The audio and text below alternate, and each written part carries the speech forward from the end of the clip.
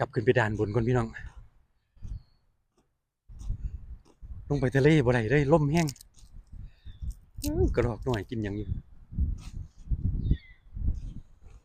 จักหลอกจักกระรอกจักนกพี่น้องเต็มทีเลยแต่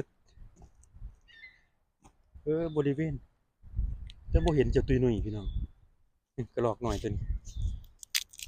เอ้ยอยากเม็ดทัวแลนด์มาละเดี๋ยวเขาไปเบิ่งจุนี่ก่อนพี่น้องคือมาหลายเห็นแต่บ่สังเกตเห็นเจ้าตุยหนุ่ยพี่น้องมีแต่สีดำแก่งสีดำ3ตัวบ่นี่หึนกบินโฉบ3หัวเพิ่นสงสัยเป็นแก่งสีดำนะพี่น้องเดี๋ยวนั่งเล่นน้ำมันจะเข้าวกันอ้ายย่างขึ้นมาจากทะเลลมแห้งโพดพี่น้อง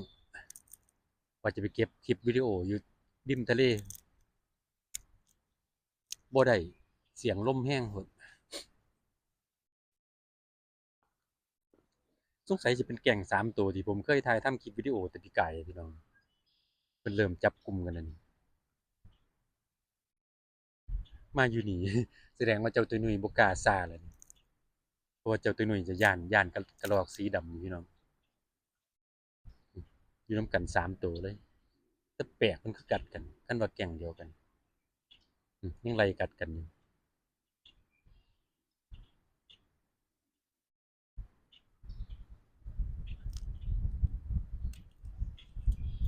บ่รู้เจ้าตัวนุ่ยสงสัยเจ้าตัวนุ่ยย้านเขาสงสัยไปหากินทางใหม่แหละพี่น้อง